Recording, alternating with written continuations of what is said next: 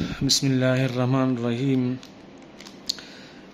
Here is the solution of English portion of today's paper, Municipal Officer BPA 17, which was conducted on today 28th of May 2023. I have the question paper that has the code of D. Here the questions they are given from question number 11. हाणे question 11 का English जा ॾिना विया आहिनि अॼु जे paper में ऐं question 11 में 2 ब्लैंक्स आहिनि ठीकु आहे हिन में जेको पहिरियों ब्लैंक ॾिनो वियो आहे ओरली तव्हांखे ॿुधाए वञा बाक़ी तव्हां पंहिंजे क्वेश्चन पेपर तां ॾिसजो त U dash stones dash the window सौ सिधो लिखियो पियो आहे त यू डैश स्टोन्स हाणे हिते ही जेको 11 क्वेश्चन आहे U dash stones dash the window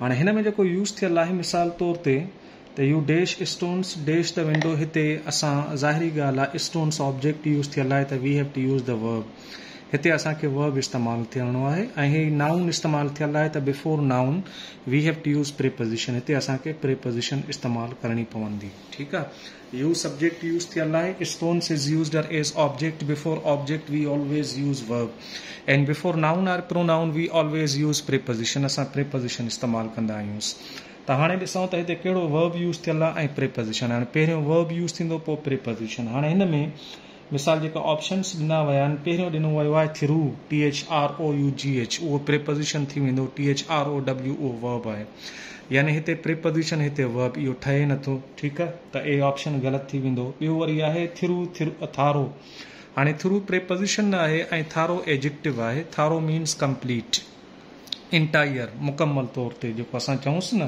thoroughly will be adverb ठीकु आहे अच्छा सी जेको ऑप्शन आहे थ्रो थ्रू हाणे थ्रो वर्ब इस्तेमालु थियल आहे THROW थ्रो ऐं हिते असां प्रीपोजिशन यूज़ कंदासीं through it means these two words will be used your option C is correct here through verb will be used and through preposition will be used. This is question number 11 and in next question number 12 the sentence is used here the college is dash today it will remain dash tomorrow as well हाणे हिते 2 words ॾिना विया आहिनि open ऐं opened आहे मां हिकिड़ी ॻाल्हि तव्हांखे ॿुधाए छॾियां त मिसाल ही जेके 2 वर्ड्स ही वर्ड आहिनि ओपन बाबा ही पार्ट्स ऑफ स्पीच में वर्ब भी आहे पार्ट्स ऑफ स्पीच में एडजेक्टिव भी है ऐं साॻियो ई वर्ड पार्ट्स ऑफ स्पीच में एडवर्ब भी आहे माना हाणे डिफरेंस छा थी वेंदो इन्हीअ में डिफरेंस इहो थी वेंदो हिकिड़ी ॻाल्हि मां तव्हांखे सिंपली हिते सम्झाए छॾियां त मिसाल तौर ते जेकॾहिं इज़ एम ऐं आर हीअ अचनि था पिया न हेल्पिंग वर्ब्स ऐं इन्हनि हेल्पिंग वर्ब्स खां बाद हमेशह असां जेको यूज़ कंदासीं we have to use adjective use कंदासीं ठीकु आहे is am are we have to use adjective हिते असां एडजेक्टिव यूज़ कंदासीं ऐं वर्ब किथे इस्तेमालु कंदासीं जिते इज़ एम आर इस्तेमालु न थियल हुजे मिसाल जेकॾहिं सेंटेंस यूज़ थियल हुजे त the door opened that time ठीकु आहे हाणे जेको सेंटेंस यूज़ थियल आहे the door opened that time the door use थियल आहे इज़ एम आर आहे न आहे त हिते ओपन्ड ही जेको यूज़ थियल आहे this is second form past form use थियल आहे this will be used as verb ही वर्ब तौरु असां इस्तेमालु कंदासीं आई ओपन द डोर हाणे ही मिसाल यूज़ थियल आहे हिते बि ॾिसो इज़ एम आर आहे जेकॾहिं इज़ एम आर न आहे त this will be used as verb ही असां वर्ब तौरु इस्तेमालु कंदासीं बाक़ी जेकॾहिं इज़ एम आर इस्तेमालु थी वञे थो पियो ऐं ओपन वर्ड यूज़ थी वञे थो पियो then this will be used as an adjective पोइ इहो एडजेक्टिव इस्तेमालु थी वेंदो सेंटेंस में बाबा ठीकु आहे हाणे मिसाल जेकॾहिं सेंटेंस यूज़ थियल हुजे त हिते ई लिखूंसि था पिया the college is dash today हाणे हिते मिसाल असां यूज़ कयूंसि था पिया त हाणे ही ॾिसो इज़ इस्तेमालु थियल आहे या वाज़ वर इस्तेमालु थियल हुजे इज़ एम आर मां हिकिड़ो यूज़ थियल आहे या वाज़ वर हाणे वर्ब यूज़ थींदो एडजेक्टिव या एडवर्ब त तव्हांखे ज़ाहिरी ॻाल्हि आहे it will be used as an adjective पोइ एडजेक्टिव ओपन्ड न आहे ओपन्ड जेको इस्तेमालु थींदो it will be only as verb उहो वर्ब तौरु असां इस्तेमालु कंदासीं here the word will be used as an open यानी जेको पहिरियों ब्लैंक यूज़ थियल आहे उहो ओपन इस्तेमालु कंदासीं वॉट अबाउट एडवर्ब एडवर्ब असां कीअं इस्तेमालु कयूंसि एडवर्ब तॾहिं इस्तेमालु कंदासीं जॾहिं हिते मिसाल तौर ते इज़ एम आर न वर्ब इस्तेमालु थियल हुजे पर कहिड़ो वर्ब यूज़ थियल हुजे it should be used as main verb इहो मेन वर्ब इस्तेमालु थियल हुजे हेल्पिंग वर्ब न यानी ऑक्सिलरी वर्ब इस्तेमालु न थियल हूंदो मेन वर्ब इस्तेमालु थियल हूंदो मिसाल सेंटेंस यूज़ थियल हुजे द डोर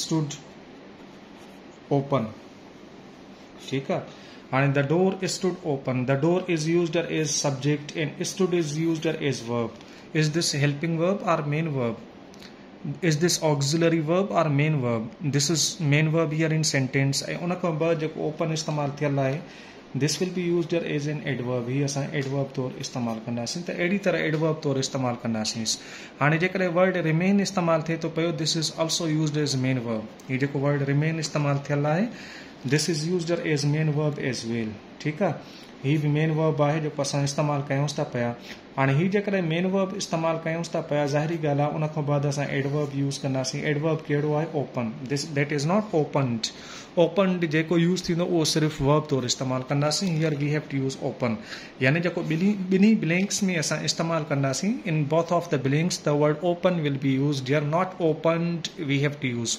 ओपनड असां इस्तेमालु न कंदासीं हाणे हिते जेको ब्लैंक मिसाल ॾिना विया आहिनि त here I repeat the sentence is the college is dash today it will remain dash tomorrow as well option A आहे ओपनड ओपन न थींदो ऑप्शन बी आहे ओपनड न थींदो ऑप्शन सी आहे ओपन यानी ऑप्शन सी इस्तेमालु थी वेंदो हिते त असां ॿई यूज़ कंदासीं open without D or E D without D या ई डी खां असां इस्तेमालु कंदासीं option C is correct in question number 12 में ऑप्शन सी करेक्ट आहे बाबा नेक्स्ट असां इन ई खां बाद 13 ते हलूं था पिया क्वेश्चन नंबर 13 ते हाणे क्वेश्चन नंबर 13 में जेके यूज़ थियल आहे मिसाल हियर इज़ द क्वेश्चन आहे pronoun okay their only male child is the only dash to the expensive हाणे हिते ही क्वेश्चन में गलती करे विया आहिनि बाबा उन्हनि खां प्रिंटिंग एरर थी वई आहे choose the suitable pair of words हिननि ॾिना आहिनि ॿ ब्लैंक्स ठीकु आहे ऐं हिते जेको सेंटेंस यूज़ थियल आहे उहो हिकिड़े ब्लैंक जो यूज़ थियल आहे सेंटेंस में हाणे यूज़ थियल आहे देयर ओनली मेल चाइल्ड ठीकु आहे their only male child is the only dash to the expensive हिते अॻियां सेंटेंस अञा हले पियो पर ही प्रिंटिंग एरर थी वई हूंदी यानी हिते ॿियो को न ॾेई विया आहिनि ठीकु आहे त एक्सपेंसिव हाउस यूज़ करे सघूंसि था पिया एक्सपेंसिव कार इस्तेमालु करे सघूंसि था पिया ठीकु आहे त एक्सपेंसिव लगेज यूज़ करे कोई बि वर्ड इस्तेमालु थी सघे थो पियो अॻियां ॿियो को हूंदो त हाणे हिते सेंस मां ई ज़ाहिर आहे त there only male child is the only dash to the expensive हिते जेको जेकॾहिं तव्हांखे वर्ड जी मीनिंग अची वेंदी त ऑटोमेटिकली तव्हांखे उहो अची वेंदो here we have to use the word heir हिते असां ही वर्ड हीयर इस्तेमालु कंदासीं this gives us the meaning of वारिस means a person who is the owner of the property after his parents, after his father, after his mother, we have to call this one as year. ऐं हुन सां preposition बि two इस्तेमालु थींदी आहे हिते हिकिड़ो ई असां वर्ड इस्तेमालु कंदासीं हीयर बाक़ी ॿिए वर्ड जी गुंजाइश न आहे छाकाणि त ॿियो ब्लैंक हिते ॾिनो ई न वियो आहे इन जे करे हिन में जेको ऑप्शन आहिनि सभई ग़लति आहिनि हीउ थी सघे थो पियो त तव्हांजो बोनस मार्क थिए हिन में अच्छा नेक्स्ट जेको क्वेश्चन ॾिनो वियो आहे 14 बाबा हाणे 14 में जेको क्वेश्चन ॾिनो वियो आहे this is used here about she has a dash for language ठीकु आहे हिकिड़ो वर्ड उन्हनि ॾिनो आहे FLAIR ॿियो उन्हनि ॾिनो आहे FLARE जेकॾहिं तव्हांखे हिननि जी मीनिंग अचे थी पई पेयरिंग वर्ड्स जी त U can understand which word will be the most appropriate in that blank हाणे फ्लेयर हिन जी मीनिंग इहा आहे बाबा natural ability to do something a person who has natural ability to do something हिन लाइ असां जीअं use कंदा आहियूं असां talent another meaning will be used as talent बाबा हिन लाइ ॿिया बि वर्ड्स असां कल्ह हिकिड़ो मूं वर्ड सम्झायो नेक this can also be used here ॿियो वर्ड आहे forte, this can also be used here, ॿई साॻा ई सेंस यूज़ थींदो। हाणे हिन सां बि प्रीपोजिशन फॉर इस्तेमालु कंदासीं, हिन सां बि फॉर यूज़ थींदो, हिन सां बि फॉर यूज़ थींदो, ही इन्हनि जी ॿी मीनिंग्स थी वेंदी, ठीकु आहे। बाक़ी ही जेको फिलियर यूज़ थियल आहे, this gives us the meaning of frown, हीअ असांखे फ्राउन जी मीनिंग ॾेखारींदो। या कॉन्टेक्सचुअली मां तव्हांखे ॿुधायां, to look at somebody in an angry way, त कंहिंखे कावड़ मां निहारणु, उन लाइ असां फिलियर यूज़ कंदासीं। स्टेयर बि मीनिंग थी वेंदी हिन जी। कल्ह कुझु पाण ॿियूं मीनिंग्स इन जूं पढ़ियूं हुयूंसीं, हिन सां प्रीपोजिशन एट इस्तेमालु थी वेंदी बाबा, फ्राउन सां बि एट ऐं फिलियर सां बि एट इस्तेमालु थींदी आहे। त हाणे हिन मां सेंस मां ई तव्हां सम्झी सघो था पिया त she has a dash for language, हाणे फॉर प्रीपोजिशन यूज़ थियल आहे, ठीकु आहे। त शी हैज़ फिलियर यानी ही FLAIR इस्तेमालु कंदासीं।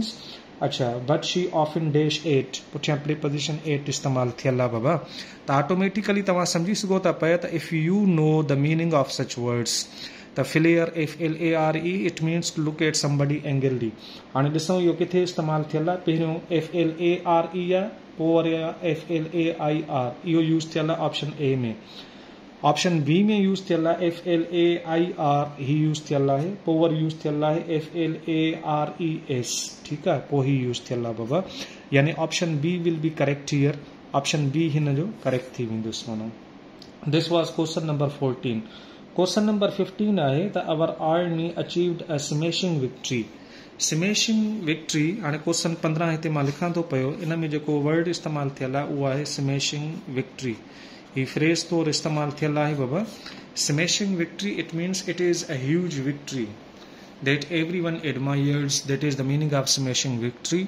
Opposite word will be used as victory, जो opposite word थी वेंदो defeat बाबा, ठीकु आहे। smashing जो मिसाल तौर असां इस्तेमालु कयूं था पिया, smashing, crushing will be used here, the opposite word will be used here as crushing defeat। हिन जो जेको opposite word थी वेंदो उहो crushing defeat थी वेंदुसि। ऐं ही जेको ऑप्शन इस्तेमालु थियल आहे, this is used as option B.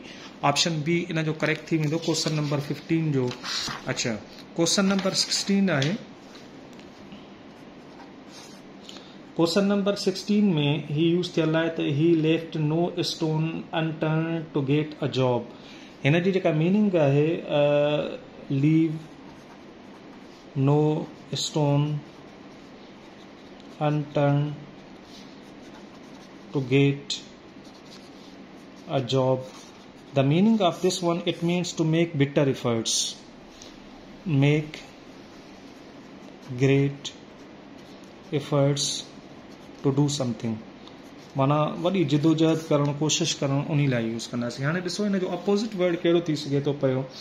हाणे हिन में यूज़ थियल आहे ट्रेवल्ड फॉर एंड वाइड, त इहो इन में मिसाल सेंस मिले ई नथो, ऑप्शन ए आहे। ऑप्शन बी आहे वेंट एब्रॉड, नथो मिले। ऑप्शन सी आहे मेड अनटायरिंग एफर्ट्स, ही साॻी मीनिंग ॾेखारे थो पियो। This is similar meaning, make great efforts और make untiring efforts. Option D is use did not try, it means did not try, this will be opposite word, ही opposite word थी वेंदुसि बाबा। त this option D is correct here, option D इन जो correct थी वेंदो of question number 16। And question number 17, he is a chip of the old block. Actually this is a kind of the idiom, chip of old, the old block. It means this is used here like a father that resembles father, that has a resemblance to father। इहो ईअं इस्तेमालु थियल आहे जीअं father वांगुरु इस्तेमालु थींदो आहे उन लाइ। हाणे हिन जो जेको अपोज़िट थी वेंदो वर्ड बाबा, that will be used as son, उहो सन इस्तेमालु थी वेंदो, that is given here in option A. इहो ऑप्शन ए में ॾिनल आहे इन क्वेश्चन नंबर 17। अच्छा, they are staunch believers, staunch means very faithful, very loyal, ठीकु आहे। त ही क्वेश्चन नंबर 18 में त स्टॉन्च बिलीवर्स, STAUNCH, ठीक है। staunch believers will be used here।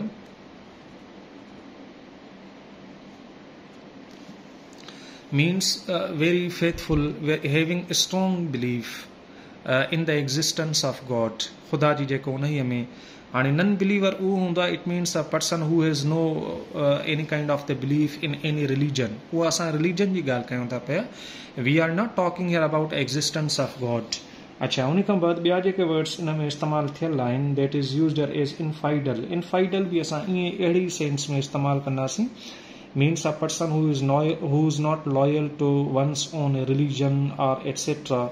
ॿियो जेको वर्ड यूज़ थियल आहे थीस्ट यूज़ थियल, इहो अथीस्ट जो अपोज़िट आहे। Here the opposite word of this one will be used as atheist. Atheist इस्तेमालु थी वेंदुसि बाबा, and this is given here in option B. इहो ऑप्शन बी में ॾिनल आहे। This is used here in question number 18। इहो क्वेश्चन नंबर 18 में इस्तेमालु थियल आहे। नेक्स्ट डे असां हलूं था पिया क्वेश्चन नंबर 19 में जेको असां यूज़ कयूं था पिया बाबा, that could be used here as 19 जो जेको आहे त a thief made away means escaped. ठीकु आहे, मेड अवे जी जेका मीनिंग आहे उहा आहे एस्केप्ड बाबा। हाणे दिस इज़ 19 क्वेश्चन।